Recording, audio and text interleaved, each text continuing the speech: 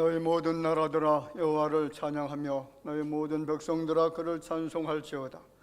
우리에게 향하신 여호와의 인자하심이 크시고 여호와의 진실하심이 영원하미로다. 할렐루야. 모든 존귀와 찬송을 주님 앞에 돌려드리게 하여 주님의 의의 백성들, 만세전에 택장에 불러주신 하나님의 거룩한 백성들이 이전에 모여서 정성을 다하여 주님 앞에 경배를 드립니다. 우리의 마음이 주님께 향할 수 있도록 주의 성령께서 내주하여 주시고 은혜로운 빛으로, 성령의 강력한 선하신 빛으로 비추어 주시어서 감사와 기쁨이 충만한 예배가 드려지는 복된 시간 되게 하여 주옵소서. 예배 모든 성 우리 주님께 의탁하옵고 살아계신 예수님의 이름으로 기도하옵나이다. 아멘.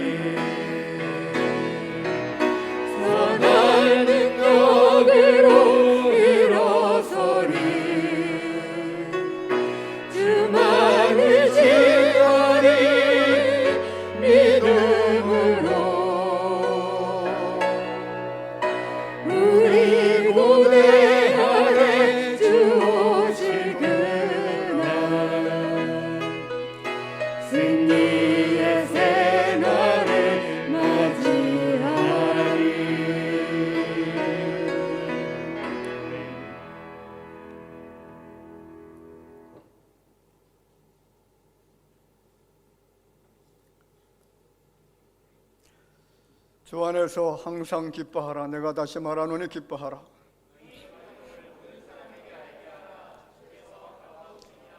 아무것도 염려하지 말고 다만 모든 일에 기도와 간구로 그리하면 모든 지각에 뛰어난 하나님의 평강이 끝으로 형제들아 무엇에든지 참되며 무엇에든지 경건하며 무엇에든지 오르며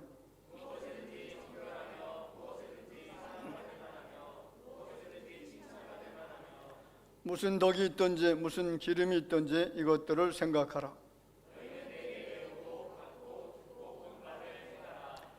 그리하면 평강의 하나님이 너희와 함께 계시리라. 아멘. 전능하사 천지를 만드신 하나님 아버지를 내가 믿사오며 그 외아들 우리 주 예수 그리스도를 믿사오니 이는 성령으로 잉태하사 동정녀 마리아에게 나시고 본디오 빌라도에게 고난을 받으사 십자가에 못 박혀 죽으시고 장사한 지 사흘 만에 죽은 자 가운데서 다시 살아나시며 하늘로 오르사 전능하신 하나님 우편에 앉아 계시다가 저로서 산자와 죽은 자를 심판하러 오시리라. 성령을 믿사오며 거룩한 공예와 성도가 서로 교통하는 것과 죄를 사하여 주시는 것과 몸이 다시 사는 것과 영원히 사는 것을 믿사옵나이다. 아멘.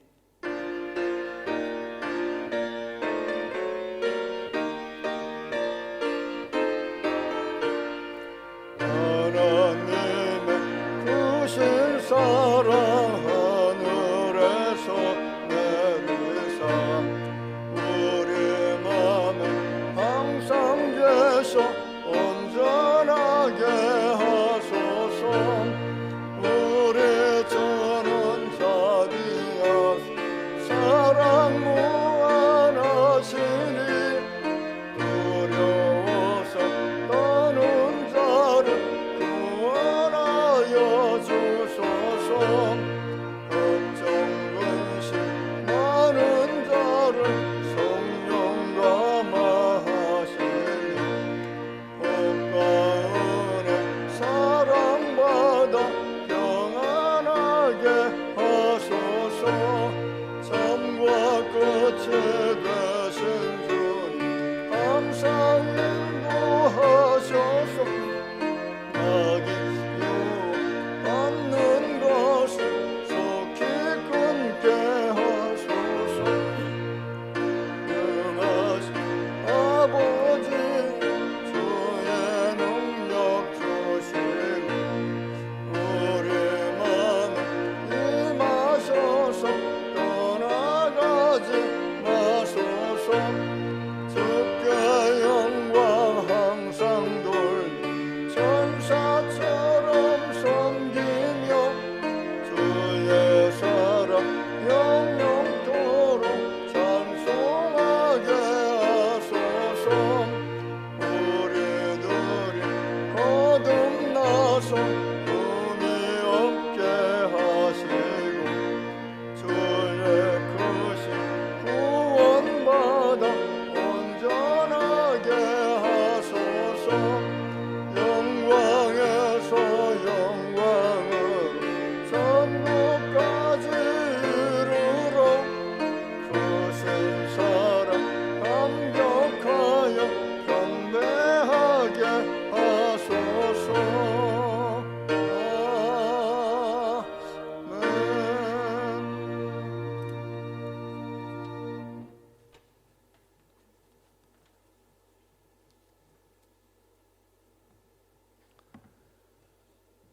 좋으신 하나님 아버지, 은혜와 사랑을 감사를 드립니다. 한 주간 주님의 사랑 가운데 보내게 하시고 거룩한 성회를 주셔서 주님 전에 나와 간구와 찬양과 경배를 드립니다. 너희는 먼저 그의 나라와 그의 의를 구하라고 하신 말씀을 잘 알고 있지만 세상의 유혹과 고통으로 인하여 늘 경직된 삶을 살아왔습니다. 우리들의 연약한 심령을 불쌍히 여겨 주옵소서.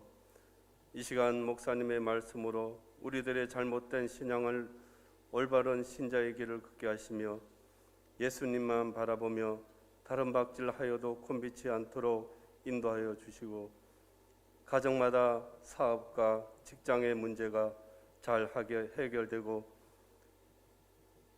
자녀와 생활이 늘 풍성한 열매를 맺게 하시고 우리의 삶이 진리의 말씀 속에 하나님의 능력으로 빛되게 하옵소서.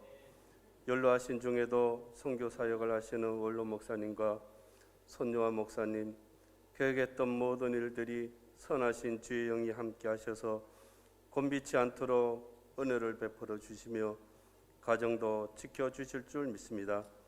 사모님도 건강이 빠른 시일 내에 회복하여 저희들과 함께 예배를 드릴 수 있도록 은총을 주시기를 원합니다. 오늘도 좋은 곳으로 말씀해 주실 목사님 더욱 강건하게 하시며 전하는 그 말씀이 우리의 심령이 소망이 넘치게 하시며 어려운 이 세상을 설교로 명철을 주셔서 잘 헤쳐나갈 수 있도록 축복하여 주시기를 원합니다. 자녀와 가정에 주님께서 한없는 주님의 사랑을 함께하여 주시기를 원하며 이름도 없이 주의 예배를 위하여 헌신하는 모든 분에게 주님께서 함께하여 주실 줄 믿사오며 예수님의 이름으로 기도드리옵나이다.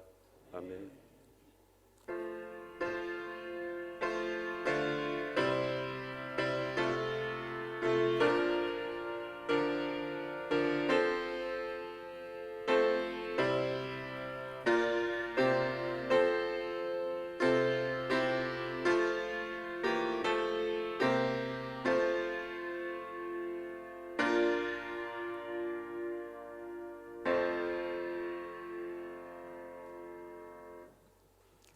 성경 말씀을 보겠습니다.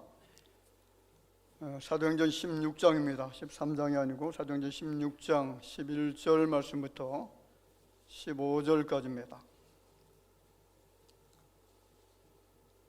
사도행전 16장 11절 말씀부터 15절 말씀까지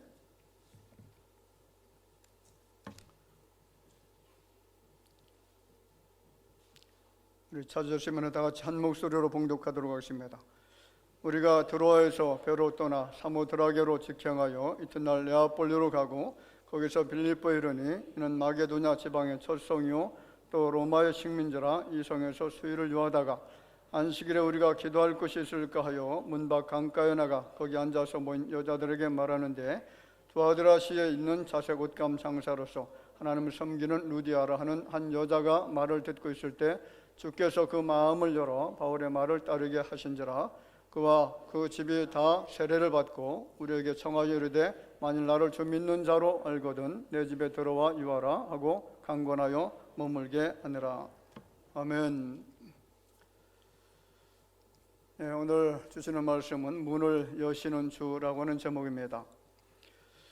성경에 보면 문 이야기가 상당히 많습니다. 이 문이 닫혀지면 우리 인생들에게 있어서 그것은 재앙이고 저주고 그리고 하나님의 축복이 사라지는 너무나 참담한 그런 광경들이 많이 나타나는데 성전 지성소에 연결된 예루살렘 성전의 문, 그 문도 반드시 들어가야 하나님을 만날 수가 있고 거기서 제사를 드릴 수가 있습니다.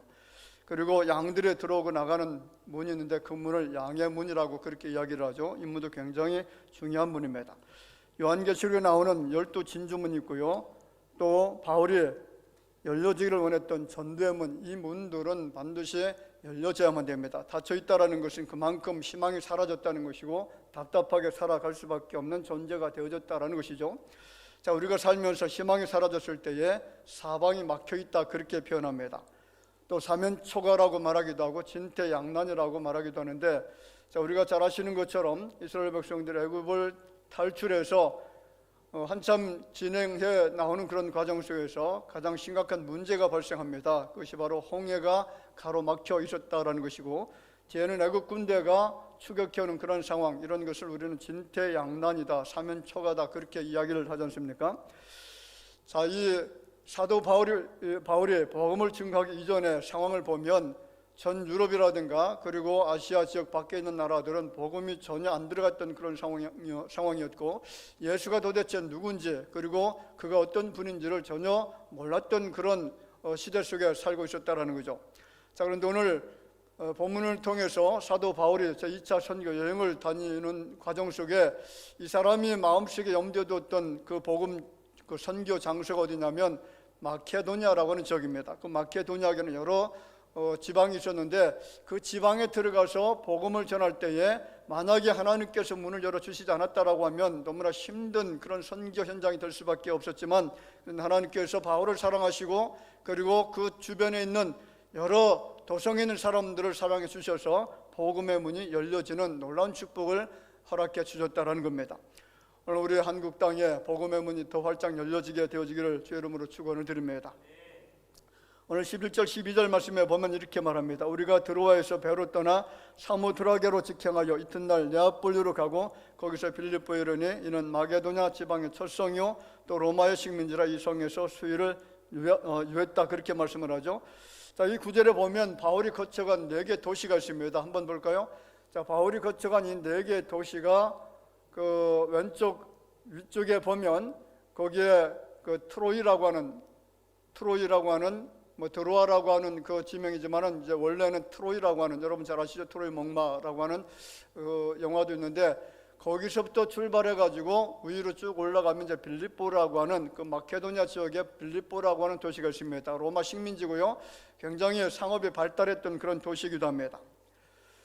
자, 누가는 빌립보에서 일어났던 일 중에 특별히 3가지를 기록하고 있는데 그 첫 번째가 오늘 사도 바울이 루디아에게 복음을 전했던 사실에 대해서 기록하고 있고 그리고 16절 이하의 말씀에 보면 점치는 귀신 들린 여종을 고쳐줬던 사건에 대해서 기록을 합니다. 그리고 그 이하의 말씀을 보면 이 바울이 복음을 증거했다는 그 이유 때문에 감옥에 갇히게 되어지는 사건이 나타나죠. 자, 거기에서 간수장에게 복음을 전했고 그 간수장이 예수 그리스도를 영접했던 그 사건에 대한 내용들이 나타났습니다. 자, 오늘 말씀은 루디아를 만난 사건 그리고 그 여인을 전도해서 세례를 주고 그 온 집안이 예수를 믿게 되어진 그런 놀라운 사건을 이야기합니다. 자, 그러면 도대체 루디아는 어떤 여인이었나라고 하는 일이죠. 루디아는 어떤 사람이었을까? 오늘 13절 14절 말씀을 쭉 읽다 보면 루디아를 소개할 때에 자색 옷감 장사다 그렇게 이야기를 하죠. 자색 옷감 장사였다. 자, 두아디라라고 하는 그런 도시에 살고 있었던 루디아가 했던 일이 뭐냐면 자색 옷감을 팔았던 사람이었다는 겁니다.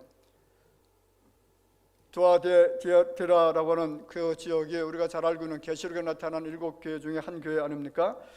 자, 그 도시는 수세기 동안 직주와 염료 만드는 그런 일들을 했었고요. 그리고 공업이 상당히 발달했던 도시였습니다. 루디아는 염료 중에서도 가장 값비싼 자색 염료로 처리된 자주 취급하는 장사였습니다. 당시에 이 자주색을 옷을 입었던 사람들은 왕족들 그리고 귀족들이었고요. 그리고 로마 군인과 로마 사람들, 시민들 이런 사람들이 주로 많이 입었던 옷이고 굉장히 비싼 옷입니다.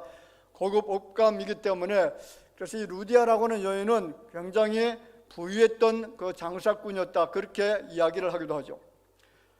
한마디로 루디아는 당시의 여성 사업가였습니다. 후에 바울이 감옥에 갇혔을 때에 연부를 보내서 바울의 옥바지를 했던 사람도 바로 이 루디아라고 하는 여인이었습니다. 자, 그 당시 자색 옷을 입을 수 있는 사람들은 귀족층의 사람들이기 때문에 아마도 부유층을 대상으로 장사를 한 것으로 추정이 되어지는 그런 여인이기도 합니다.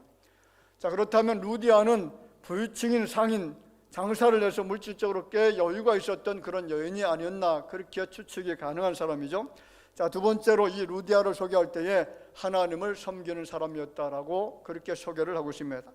14절에 이야기하죠. 두아드라 시에 있는 자색옷감 장사로서 하나님을 섬기는 루디아라 하는 한 여자가 말을 듣고 있을 때에 주께서 그 마음을 열어주었다 그렇게 말씀을 합니다. 자, 루디아가 어떻게 해서 하나님을 섬기게 되어졌는지 하나님을 어떻게 알게 되어졌는지 이 사람은 분명히 이방 사람이죠. 빌립보는 유럽 쪽이기 때문에 복음이 아직까지도 제대로 전달이 되지 않았습니다. 그런데 그 땅에 살고 있는 이 루디아라고 하는 여인이 유대인들이 섬기고 있었던 하나님을 알고 하나님을 믿고 있었다는 거죠. 여러분, 이것이 하나님의 은혜인 줄로 믿습니다. 루디아를 통해서 복음이 전파되어질 수 있도록 그 여인을 빌립보에 이미 살도록 하셨다는 거죠. 유대인들이 그렇게 미워하고 싫어했던 예수 그리스도를 루디아가 어떻게 영접할 수가 있었느냐, 여러분, 이 말씀을 통해서 하나님의 역사를 우리가 발견해 볼 필요가 있는 줄 압니다. 어떻게 루디아가 예수를 믿게 되어졌느냐, 이것이 오늘 우리가 두 번째로 던져지는 질문인데 14절 말씀에 그 해답이 나타납니다. 주께서 그 마음을 열어 바울의 말을 따르게 하신저라. 자, 누가 루디아의 마음의 문을 열었다는 겁니까? 주님께서, 주께서 사랑하는 그 루디아의 마음의 문을 열어서 복음을 이해하도록 하시고 복음을 깨닫게 하시고, 그리고 바울이 증거하는 그 복음을 영접할 수 있도록 하시고, 그래서 그 입술을 통해서 주는 그리스도시다라고 하는 그런 신앙 고백을 할 수 있도록 한 것은 바로 주님께서 그 마음의 문을 열어주셨기 때문에 가능했다라는 거죠. 여러분, 현대병 중에 가장 심각한 병이 자폐증이라는 병이죠. 자, 이 병은요, 마음이 열리지 않는 병입니다. 마음이 폐쇄된 병이고 마음이 완전히 닫혀진 병이고요, 다른 사람들에게 자신의 마음을 전혀 드러내지 않는 그런 병입니다. 그래서 내면 세계에 틀어박히는 정신질환이고, 우리는 이러한 병을 굉장히 심각한, 정말 고치기 힘든 자폐증 환자라고 이야기합니다. 이 병은 현실 세계를 부정합니다. 자신의 내면의 세계만 인정하고 그 세계 속에서 틀어박혀서 현실 세계로 전혀 나오려고 하지 않는 그런 병이죠. 처음에는 별로 심각한 병이 아니라고 생각을 하는데 막상 이 병에 걸리고 나면 치료가 쉽지 않게 되어집니다. 그런데 이 자폐증 환자들이 유대 사회 속에 너무나 많았다는 것이고요, 그리고 하나님을 섬기고 있다라고 하는 이스라엘 백성들 중에서 이런 환자가 너무나 많았다라는 겁니다. 자, 이런 사람들을 향해서 우리는 마음이 완악하기 때문에, 마음의 문이 닫혀져 있기 때문에, 그래서 예수 그리스도를 주라고 고백하지 않고 그를 배척하는 일들이 굉장히 많았습니다. 마태복음 13장 15절 말씀에 보면 이 백성들의 마음이 완악하여져서 그 귀는 듣기에 둔하고 눈은 감았으나 이는 눈으로 보고 귀로 듣고 마음으로 깨달아 돌이켜 내게 고침을 받을까 두려워함이라 하였느니라. 자, 예수님은 지금 듣지도 못하고요, 보지도 못하고 들어도 깨닫지도 못하는 이유가 도대체 뭐냐? 왜 그들이 말씀이 안 들려지고 말씀을 깨닫지 못하게 되어지고 그래서 마음이 그렇게 닫혀져 있느냐? 그것은 그들 마음 심령이 완악해서 그렇다라고 진단을 하고 있습니다. 여러분, 완악한 심령에는요, 말씀이 전혀 들리지가 않습니다. 진리의 말씀이 들려지지가 않는다는 거죠. 아무리 진리의 말씀을 선포한다라고 할지라도 그 말씀이 깨달아지지가 않습니다. 왜 그럴까요? 그들의 마음이 완악하기 때문에 그렇다는 겁니다. 완악한 마음에는 구원의 문이 닫혀질 수밖에 없습니다. 여기 완악이라고 하는 영어 단어를 보면 못이 베겼다, 딱딱하게 굳었다, 그리고 완고하다, 무감각하다라고 하는 뜻을 가지고 있는 켈루스라고 하는 그런 단어를 쓰고 있습니다. 여러분, 인생이 죽는 죽음의 과정이 어떤 과정을 거치는지 아시나요? 육체의 병이 걸려서도 죽지만은 몸이 점점 굳어지면 그 사람은 죽어가는 그런 과정 속에 있다라고 말하면 됩니다. 어린아이들의 피부를 보세요. 얼마나 피부가 부드럽습니까? 얼마나 부드럽습니까? 그런데 나이가 점점 들다 보면 70이 되고 80이 되면 피부가 거칠어지고, 그리고 피부가 점점 굳어지고, 그래서 결국은 숨을 쉬지 못하고 죽게 되는 거죠. 인체의 장기, 오장육부가 굳어지면 결국 그 기능을 중지하고 죽음에 이를 수밖에 없는 것이 우리 인생들입니다. 인체 장기 중에 보면 굉장히 중요한 장기들이 많습니다. 자, 그런데 간이 하는 역할은 여러 가지 많은 독소들을 제거하고 하는 그런 역할을 하지 않습니까? 그래서 간은 하나의 공장이다, 그렇게 이야기를 하기도 합니다. 자, 그런데 굉장히 부드럽습니다. 만지면 풍선보다 더 부드러울 정도로 그렇게 부드러움의 장기가 간이죠. 그런데 그 부드러운 간이 딱딱해지는 현상이 있죠. 그것을 우리는 경화증이라고 이야기합니다. 딱딱하게 굳어지면 간이 해야 될 일들을 전혀 하지 못합니다. 의사들에 의하면 간암도 심각한 문제지만은 간이 굳어지는 이 경화 상태도 고치기가 쉽지 않다라고 그렇게 이야기를 합니다. 자, 그런데 여러분, 마음이 굳어진 사람들 있죠. 간 경화가 아니라 마음이 굳어진 사람들, 이런 사람들을 심경화증 환자라고 이야기를 합니다. 심경화는 간경화를 치료하는 것보다 10배, 100배 더 힘듭니다. 마음이 굳어지면 부드럽게 만드는 것이 거의 불가능하다는 거죠. 마음이 굳어지면 말이 거칠어지기 시작합니다. 이해심이 없고요, 배려심이 사라지게 되어지죠. 쉽게 분노합니다, 좌절합니다, 절망합니다. 타인이 나로 인해서 어떤 어려움을 당해도 개의치 않습니다. 내 한 말, 그 말을 통해서 얼마나 큰 상처를 받고 그것 때문에 괴로워하는지 전혀 신경을 쓰지 않는다는 거죠. 상처를 받든지 고난을 당하든지 전혀 관심을 두지 않습니다. 최근에는 소시오패스 환자들이 굉장히 많다라고 제가 언젠가 말씀드렸죠. 소시오패스, 반사회적 인격 장애자들이라고 이야기를 했는데 우리 한국에 그런 사람들이 9명 중에 1명꼴로 존재한다라고 말합니다. 나만을 생각하고 다른 사람들이 어떤 형편이 있든지 어떤 아픔을 당하든지 전혀 개의치 않는다는 것이죠.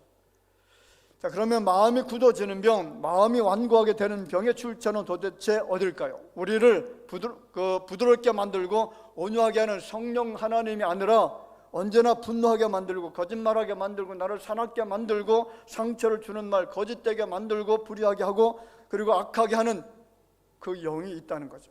어떤 영인지 아시나요? 악한 사탄 마귀입니다.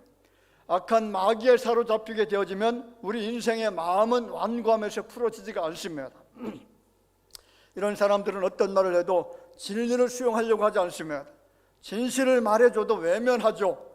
살 길을 가르쳐 주는데 생명의 길로 가려고 하지 않습니다. 그래서 이사야 선지자가 46장 12절 말씀에 이렇게 말합니다. 마음이 완고하여 마음이 완악하여 공의에서 멀리 떠난 너희여 내게 들으라.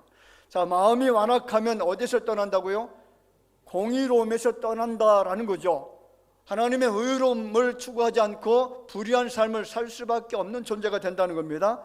잠언 28장 14절에는 이렇게 말합니다. 항상 경외하는 자는 복되거니와 마음을 완악하게 하는 자는 재앙에 빠지리라. 왜 재앙에 빠진다는 거죠? 여러분, 누가 인생들의 재앙을 좋아하겠습니까? 항상 복되게 살고 성공하기를 원하고 이 땅에서 행복하게 살기를 원하는데, 그런데 인생들이 재앙에 빠져서 허우적거리면서 살 수밖에 없는 존재는 어떤 존재냐? 그 사람들은 마음이 완악하기 때문에 그렇다라는 겁니다. 출애굽기 7장 13절 말씀에 보면 우리가 잘 알고 있는 바로라고 하는 사람이 나타나죠. 바로. 자, 애굽의 바로가 어떤 존재느냐? 마음이 완악했던 존재라고 분명히 이야기하죠. 마음이 완악하기 때문에 10가지 재앙을 당했음에도 불구하고 그 애굽 땅의 재앙을 통해서 다 망해가는 그런 상황 속에 있음에도 불구하고 하나님의 백성들, 이스라엘 백성들을 밖으로 내보내기를 거절했던 사람이 바로 바로였다라는 거죠.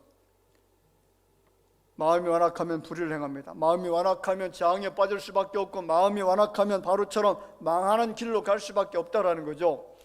마가복음 6장 말씀에 보면 예수님께서 고향 나사렛에 들려서 회당에서 말씀을 가르쳤던 적이 있습니다. 자, 그리고 가르친 다음에 다쳐진 폐쇄된 악한 사람들에 의해서 배척을 당하기 시작하죠.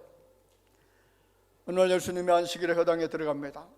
많은 사람들이 모였습니다. 사람들에게 가르치는데 그 가르침이 얼마나 능력이 있었던지 모였던 많은 사람들이 깜짝 놀라는 거죠. 야, 어떻게 저 사람이 나사렛 천구석에 살고 있는 사람이 저 사람이 어떻게 저렇게 능력 있는 말씀을 할 수가 있느냐, 의아하도록 그렇게 생각을 합니다. 그래서 마가복음 6장 2절에 보면 안식일이 되어 회당에서 가르치시니 많은 사람이 듣고 놀라 이르되 이 사람이 어디서 이런 것을 얻었느냐, 이 사람이 받은 지혜와 그 손으로 이루어지는 이런 권능이 어찌 됨이냐. 자, 예수님의 가르침을 듣다 보니까 정말 대단한 지혜로 가르치는 것처럼 느껴진다는 거죠. 그리고 그 사람이 행했던 모든 능력들을 바라보니까 정말 신기한 겁니다. 다시 말하면 이 예수라는 사람이 그 하는 말씀을 통해서 이런 지혜가 도대체 어디에서 나왔느냐라는 그런 의문점을 가지고 있었다라는 겁니다. 자, 그런데 문제가 있습니다. 그들이 예수 그리스도의 능력, 그가 하나님의 아들 되심을 인정하고 시인했으면 좋았을 텐데 오히려 그 예수 그리스도께서 행하시는 그 일들을 바라보면서 배척을 했다는 거죠. 마가복음 6장 3절 말씀 같이 한번 볼까요? 이 사람이 마리아의 아들 목수가 아니냐, 야고보와 요셉과 유다와 시몬의 형제가 아니냐, 그 너희들이 우리와 함께 여기 있지 아니하냐고 예수를 배척하니라. 자, 가만히 생각해 보니까 이 사람은 자기 주변에 살고 있는, 자기 동네에 살고 있는 목수의 아들이었다는 거죠. 그 당시 목수는 굉장히 천박한 직업 중에 하나였습니다. 사람들이 인정을 하지 않습니다. 오늘날로 말하면 거의 노예 계급에서 일하는 그런 사람들이었죠. 자, 그렇게 천박한 직업을 가지고 있는 사람의 아들 예수가 말하는 것을 우리가 도대체 이해할 수가 없다라는 거죠. 그리고 예수와 함께 있던 그 형제들, 자신들과 같이 동무하고 같이 살았던 그 사람들과 같이 형제된 이 예수를 바라보니까 이해가 안 된다는 거죠. 여기 배척이라는 단어를 그 영어 성경에 보면 offense라는 단어인데 기분을 상하게 하다, 성내다, 실족하게 만들다, 그런 뜻을 가지고 있습니다. 자, 왜 그들이 예수께서 행하시는 가르침의 놀라움을 보고도 예수를 배척한 것이냐? 그 이유를 에베소 기자는 이렇게 설명을 합니다. 에베소 4장 18절 말씀에 그들의 총명이 어두워지고 그들 가운데 있는 무지함과 그들의 마음이 굳어짐으로 말미암아 하나님의 생명에서 떠나 있도다. 그들의 마음이 어떻게 되었다고요? 자, 완악하다라는 것은 굳어졌다라는 뜻을 가졌다라고 말씀을 드렸습니다. 그들의 마음이 굳어졌기 때문에, 완악하기 때문에, 그래서 그들의 총명이 어두워졌기 때문에 결국은 예수 그리스도를 배척할 수밖에 없었다는 것인데, 비록 나사렛 동네에 살고 있었던 사람들뿐만 아니고요, 이스라엘 전 지역에 있었던 서기관들, 바리새인들, 제사장들, 그리고 하나님을 알고 있었던 사람들, 율법을 잘 따르고 순종했던 그런 모든 사람들까지도 예수 그리스도 그분에 대해서 배척을 했다라는 겁니다. 심지어는 예수를 잡아 죽이려고 모였던 사람들이 얼마나 많습니까? 그가 행했던 능력을 바라보면서도 안식일 날 치료했다라고 하는 그것 때문에 결국은 예수는 죽어야 될 존재, 예수는 이 땅에서 살아있어서는 안 될 존재로 낙인이 찍혔다는 겁니다.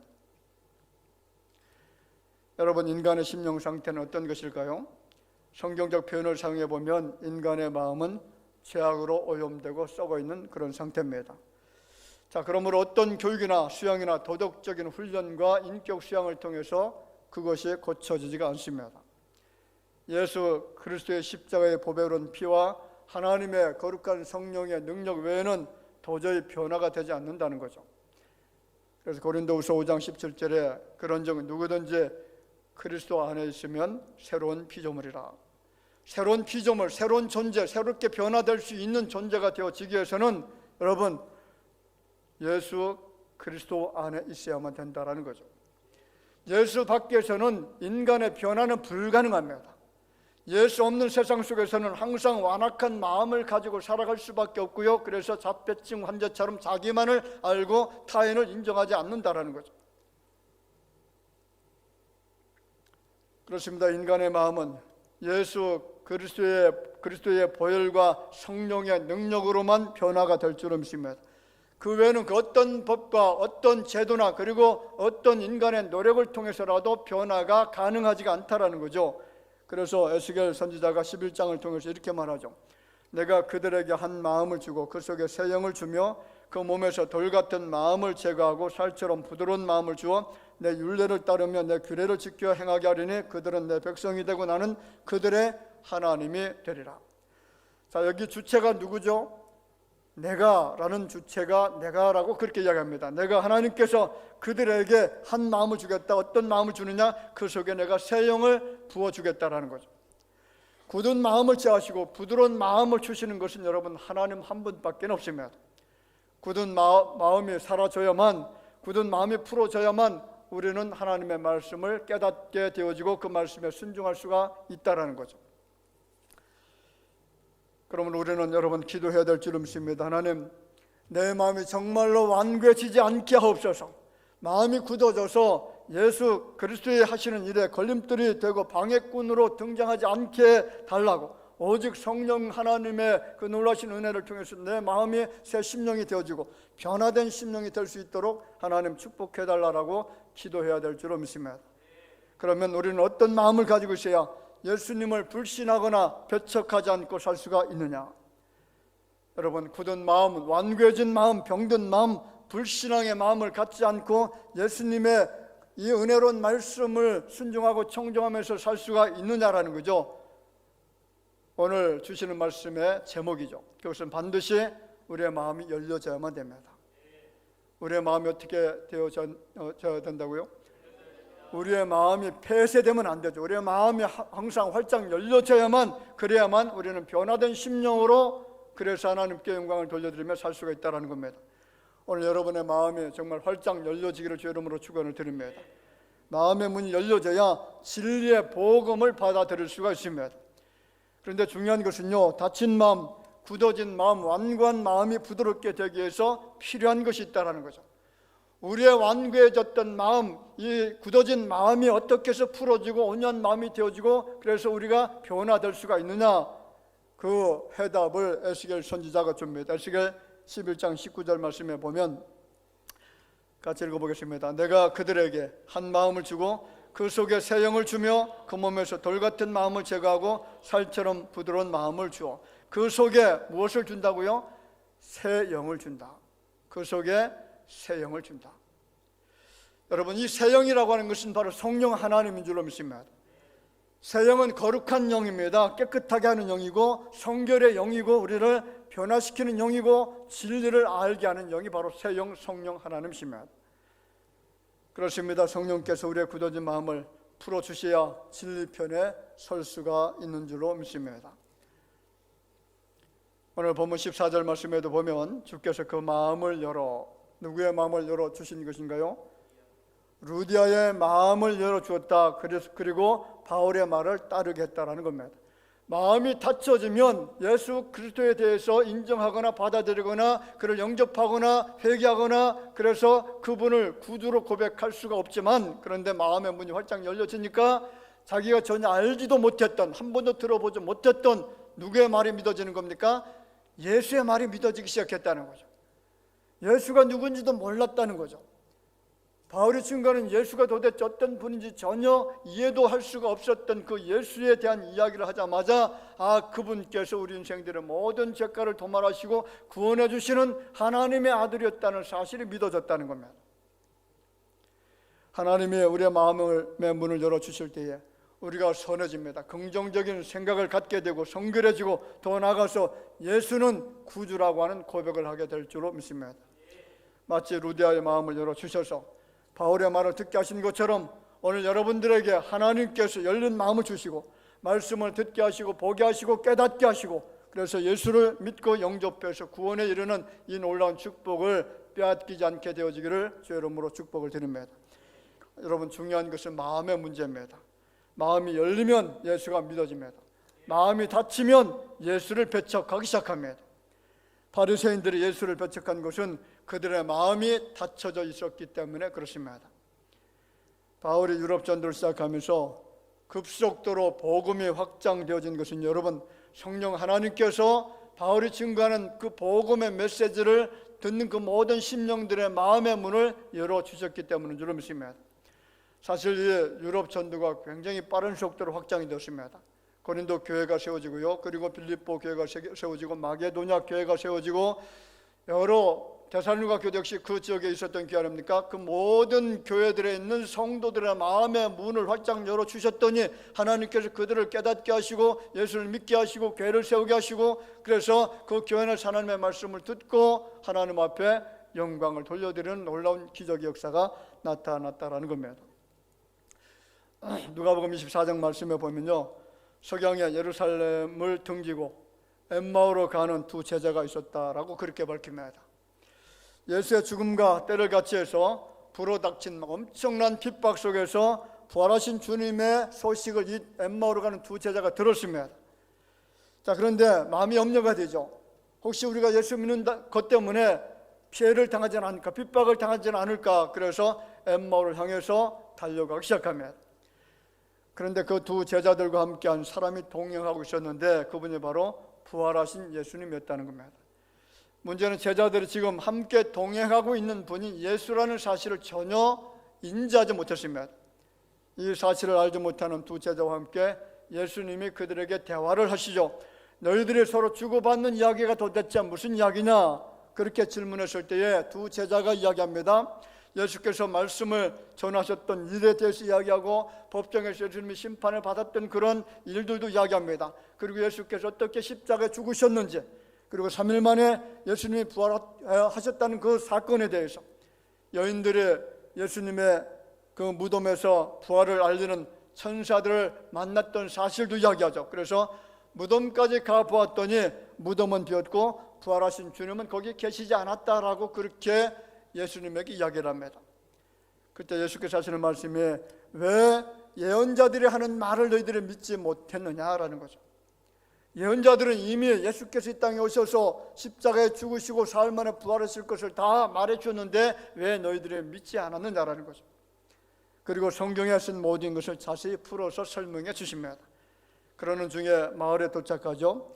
먹을 것을 앞에 놓고 예수께서 축사하시고 떼어 제자들에게 주니까 그들의 눈이 밝아져서 예수님인 줄 그때 알아보았다라는 겁니다. 그들의 무엇이 밝아졌다고요? 눈이 밝아졌다. 예수님께서 그들의 눈을 밝게 주셨더니 마음의 문이 열려져서 그래서 이분이 바로 부활하신 예수님이었구나라는 사실을 그때 깨달았다는 거죠. 눈이 밝아지면, 마음의 눈이 밝아지면 알아볼 수가 있습니다. 예수께서 함께 계셨지만은 함께 말씀도 나누었지만 몰랐습니다. 그런데 눈이 밝아지니까 알아차렸다는 거죠. 여러분, 사람의 눈을 열어주셔서 볼 수 있게 되어지는 것, 비밀을 보게 하시고 신령한 은혜를 알게 하시고 신령한 세계를 깨닫게 하는 것, 여러분 성령 하나님께서 우리의 마음의 문을 열어주시면 가능한 줄로 믿습니다. 그러므로 하나님의 자녀들은 지금도 나와 함께 계시고 나에게 말씀하고 계신 주님을 볼 수 있게 되어지기를 주 이름으로 축원을 드립니다. 열어주소서, 열어주소서, 나의 눈을 열어주소서, 열어주소서, 주님 바라볼 수 있도록 열어주소서, 열어주소서, 열어주소서, 내 눈을, 내 마음을 열어주소서. 누가복음 24장 45절에 보면 이에 그들의 마음을 열어 성경을 깨닫게 하셨다라고 이야기합니다. 이제까지 예수님께 수없이 많은 말씀을 들었지만 마음이 열려지지 않았을 때에는 말씀을 깨달아 알지 못했습니다. 그런데 그들의 마음의 문이 활짝 열려지고 그들의 영의 눈이 열려지게 되어졌을 때에 그때서야 예수를 알아보고 예수님의 말씀을 깨닫게 되어지고 그래서 구주 예수 그리스도를 영접하는 놀라운 사건들이 나타났다는 거죠. 유명한 천지창조를 작곡한 하이든은 하나님의 은혜만을 생각하면, 하나님이 나에게 쏟아 부어주신 그 은혜만을 생각하면 영혼 깊은 데서 환희가 솟아난다, 그렇게 표현했습니다. 우리의 영혼 깊은 데서 환희가, 기쁨이 샘솟듯이 솟아난다라는 거죠. 여러분, 마음이 열리면 기쁨이 충만하게 될 줄로 믿습니다. 하나님을 높이고 예배 드리며 하나님 영화롭게 하죠. 말씀을 듣습니다. 예배하는 것을 가장 기쁘게 생각합니다. 가장 귀한 것으로 압니다. 그래서 살아계신 하나님을 경외하는 마음을 가지고 예배 전에 뛰어나와서 그 이름을 높이며 송축하며 그의 이름의 영광을 돌려드리는 삶을 살 수가 있다는 거죠.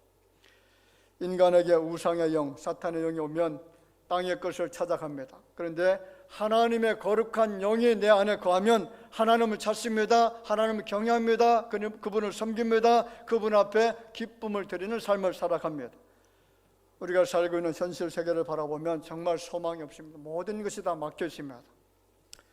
동서남북 사방을 바라봐도 희망의 불빛이 안 보이는 것처럼 너무나 깜깜합니다. 세계적인 팬데믹 때문에 나라들마다 국경의 문이 다 닫혀졌습니다. 동남아에 있는 사람들은 관광객들이 오지 않는다고 해서 지금 쫄쫄 굶고 있습니다. 며칠 전에 중국 장가게라고 하는 유명한 관광지 있지 않습니까? 장가게, 정말 아름다운 그런 장소인데 거기에는 팬데믹 현상이 일어나기 전에는 하루에 5만 명 이상 왔다라고 하죠. 5만 명 이상 왔고요. 한국 사람들만 하루에 2만 명 이상 출입을 했다고 합니다. 그런데 지금은 1,000명도 오지 않는다라고 해요. 모든 것이 다 닫혀졌습니다. 그렇다 보니까 사람들이 살기가 힘들다고 아우성치고 있습니다.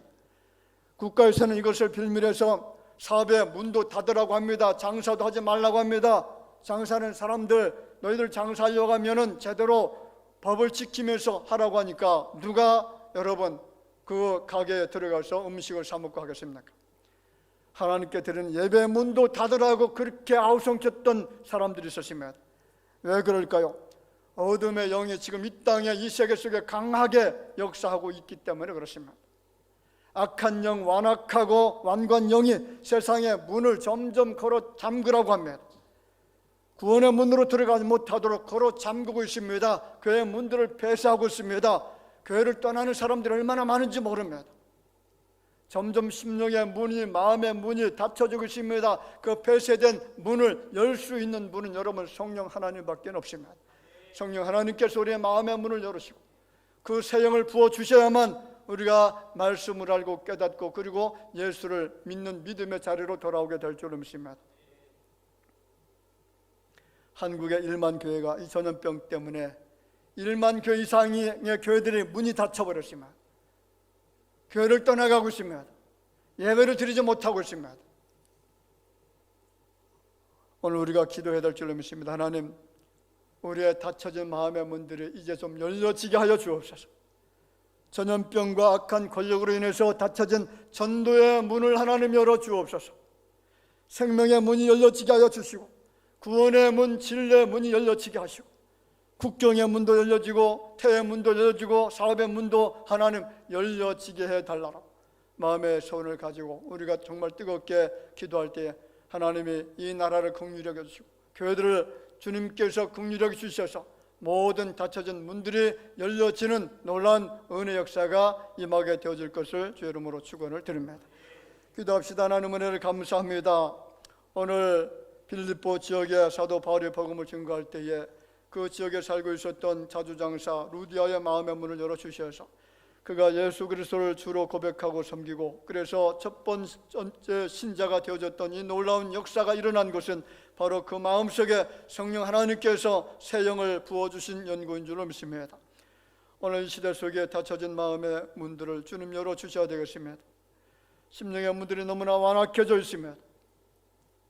너무나 굳어진 심령을 가지고 살아가고 있습니다. 많은 사람들을 배척합니다. 심지어는 온 우주 만물을 창조하신 하나님의 이름을 배척하고 있고 예수 이름을 배척하고 살아가고 있는 이런 완악한 시대 속에 주의 성령께서 잠잠히 계시지 마시고 이제는 나라의 문도 심령의 문도 그리고 견고했던 그 굳어진 마음의 모든 문들이 열려지는 놀라운 축복을 저희들이 맛볼 수 있도록 은총으로 함께하여 주옵소서.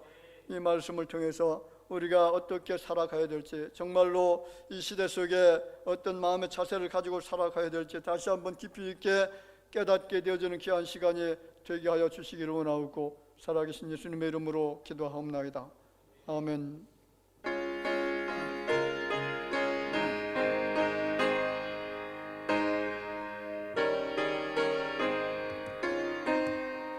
오늘 주님의 속삭이네 내 마음 문을 두드리니 주님을 영접하라 피하지 말라 피하지 말라 우리가 곁길로 피해도 맘속 오시리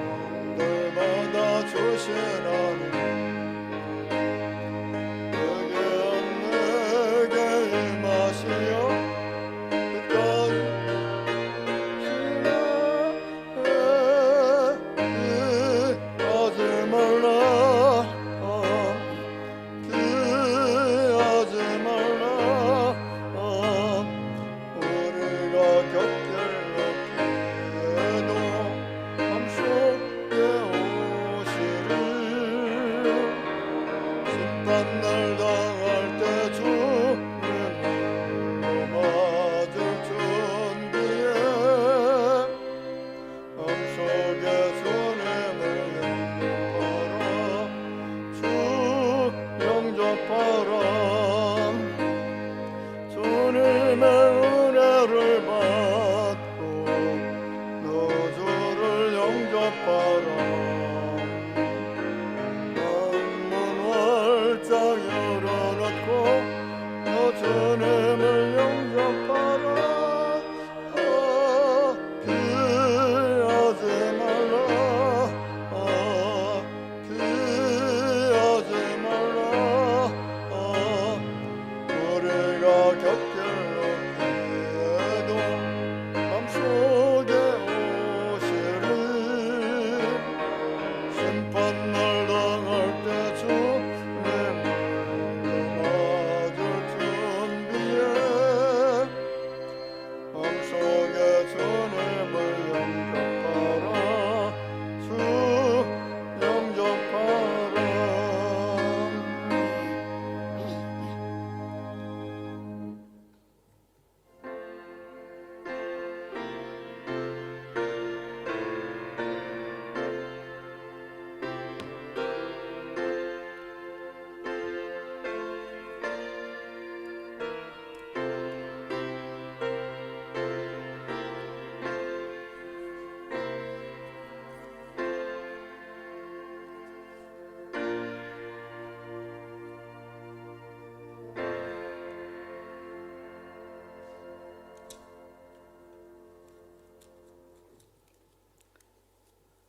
감사함을 드립니다. 주님의 생명, 사명, 충성되이 감당하기를 원해서 윤명철 전도사님, 가정과 좋은 창호 사업장들을 함께 하신 감사합니다. 조병식 장로님, 박연희 군사님, 이정혜 군사님, 감사함으로 신금순 군사님, 모든 범사 가운데 늘 함께 해주신 감사합니다. 주 예수 곽태환 집사님, 가족들의 건강 지켜주옵소서.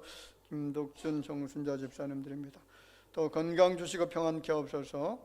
조원식 박일순 집사님, 감사함으로 천상호 집사님, 최영 권사님 항상 건강하게 지켜주옵소서. 돌잔치 잘 마치게 하신 감사함으로 손세종 심설원 집사님, 생일을 맞아서 박용우 성도님, 중고등부 청년복지교육 훈련 은혜 가운데 마침 감사함으로 김보균 성도님, 늘 동행하시는 주님 감사합니다. 주신 은혜에 감사하며 살기를 원해서 이명석 이우석 성도님, 조재목 성도님 구원해 주신 감사합니다. 은혜로 청년대학부 교육훈련 마치게 하신 감사합니다. 이혜인 성도님, 주님께서 책임져 주시는 자녀 되기를 원해서 홍윤호 성도님 드리고요. 은혜로 수련회 잘 마치게 하신 감사합니다. 정민호 성도님, 딸들 앞길에 축복하옵소서. 조은영은 성주 성도님, 진리의 말씀으로 인도하신 감사합니다. 문명으로 드렸습니다. 문명으로 드렸습니다. 11점을 드립니다. 한경욱 권사님, 조원식 박일순 집사님, 김경진 집사님, 임원구 김숙희 집사님, 이종현 박옥순 집사님, 김미진 집사님, 홍현우 김보균, 조재목 이혜인, 송다정, 임영채 성도님 드렸습니다. 선경금, 구정금, 주정금 드립니다. 기도드리겠습니다. 은총을 감사합니다. 오늘 거룩한 성일을 맞이해서 이전에 나와서 하나님의 은혜를 기억하며 정성으로 물질을 드렸습니다. 주님께서 우리에게 물질을 잘 관리하고 청직의 사명을 맡겨주셨고 이것을 잘 감당하여 주님 앞에 드려졌사오니 이제는 주께서 받으시고 인생들이 이 몸된 재단에 있는 모든 죄 사랑하는 성도들이 원하고 바라고 소원하는 모든 것들 주님께서 가장 선하고 아름다운 때에 허락해 주시되 가장 좋은 것으로 주님이 축복해 주실 줄을 믿습니다. 예물이 사용되어질 때마다 마음의 소원들이 성취되어질 수 있도록 인도하시고 오병의 기적도 나타나도록 인도하여 주실 줄을 믿사옵고 예수님의 이름으로 기도하옵나이다. 아멘. 자, 우리 같이 반갑게 인사드립시다. 주변에 계신 분들 바라봅시다. 만나서 반갑습니다. 주님 안에 사랑합니다. 기쁨으로 같이 반갑게 잠깐 인사 나누겠습니다.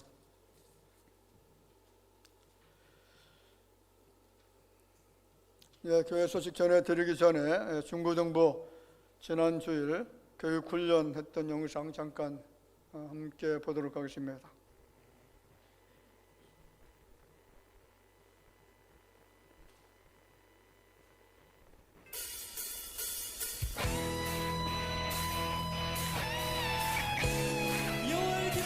것이 우리의 힘입니다.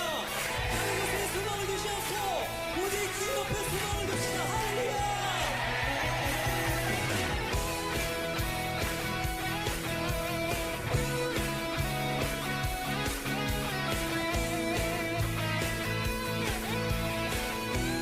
같이 주 안에서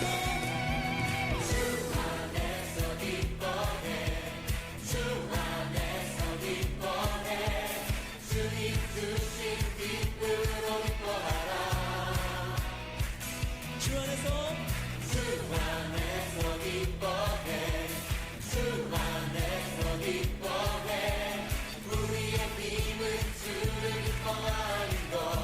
한 번 더 고백하실까요? 주 안에서 주 안에서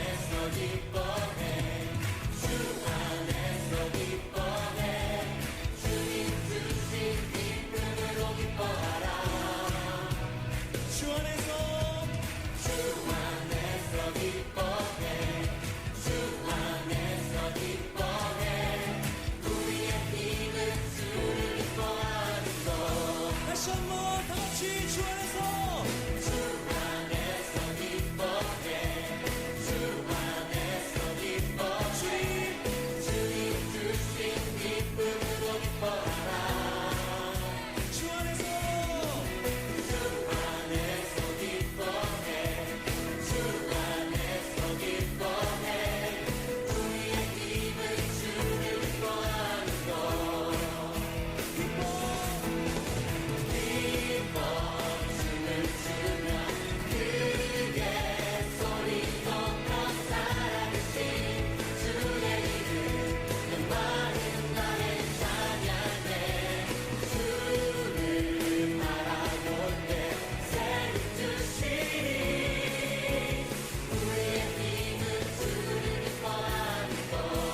네, 여러분 이제 좀 익숙해지셨죠? 다 같이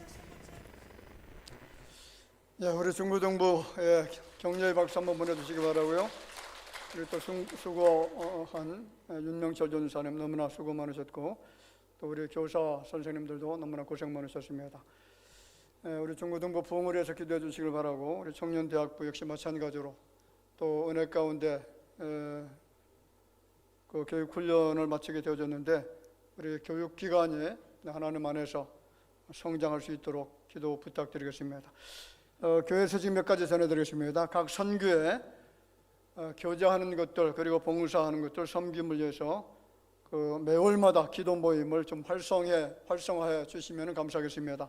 그래서 한 달에 한 번 정도는 각 선교회가 지금 모임이 잘 안 되고 있는데, 우리 회장님 유념해 주셔서 같이 모여서 기도도 좀 하시고, 또 교제도 하시고, 봉사할 것이 무엇이는지, 섬길 것이 무엇이는지 찾으셔서 함께 봉사하는 일에, 또 섬겨주신 일에 최선을 다해 주시면 감사하겠습니다. 그리고 성희웅, 우리 유종옥 집사님의 장남되는 성희웅 군과 황인선 양의 결혼 예식이 금주 토요일입니다. 12시 대전 S가든 웨딩홀 루시엘 홀에서 개최가 됩니다. 교회에서 11시에 출발할 겁니다. 가시기를 원하시는 분들은 교회로 11시까지 오시기를 바라고요. 많이 또 축하해 주시면 감사하겠습니다. 그리고 은혜 가운데 청년부 교육 훈련 마쳤습니다. 여러분의 그 기도와 관심에 감사를 드립니다. 그리고 우리가 지금 기도할 제목들이 굉장히 많이 있는데, 이 내용들을 좀 기억하시면서 생각나실 때마다 기도해 주시면 감사하겠습니다. 자, 첫 번째 기도 제목이 자유민주주의 통일 한국, 그리고 복음 통일, 선교 한국, 그리고 다음 세대 부흥을 위해서 한국 교회가 깨어날 수 있도록 위해서, 그리고 예배가 회복될 수 있도록, 또 악법이 철폐되도록. 지금 우리 국가에서 추진하고 있는 악법들이 굉장히 많습니다. 우리 반기독교적인 법들이 많은데, 주민자치기본법, 건강가정기본법, 이거 다 설명을 드리기가 지금 시간이 없어서 설명 못 드리겠는데요. 사립학교법 개정안, 이런 것들이 전부 다 악법들입니다. 이거 추진되지 못하도록 위해서 기도해 주시면 감사하겠고요. 그리고 우리나라 대통령 선거가 3월 9일에 있는데, 저는 다른 것 바라지 않고요, 좀 인격적인 사람이 세워졌으면 좋겠다. 인격이 안 된 사람, 인간도 안 된 사람이 대통령 되면 나라가 얼마나 혼란스러운지 여러분 아셔야 됩니다. 가장 기본이죠, 기본. 인간이 되라. 우리 그 종신대학교 들어가다 보면 제일 처음에 나타난 그 문구가 인간이 되라. 그 다음에 신자가 되라, 목사가 되라, 학자가 되라, 성자가 되라, 이 5가지인데 인간이 안 되면 신자가 되지도 말라는 거죠. 인간이 안 되면 목사가 되면 안 된다라는 거죠. 인간이 안 된 사람이 대통령이 되면 어떻게 되겠습니까? 이것을 위해서 좀 기도해 주시길 부탁드립니다. 그 다음에 2월 예배위원 매주 교인의 소독 수요예배 특송 참고해 주시길 바라고, 오늘 2부 예배 후 정기당회 모임 있고요. 다음 주에는 각 구역장 모임 있습니다. 그리고 나가시면서 명절 예배 모범 가지고 가시길 바랍니다. 네, 이상 교회 소식 전해드렸습니다.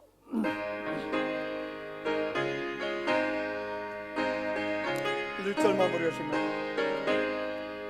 나의 생명 되신 주 주님 앞에 나갑니다. 주의 흘린 보혈로 정케 하사 받아주소서. 날마다 주를 찬송하겠네. 주의 사랑 주옵소. 나를 굳게 잡아매소서.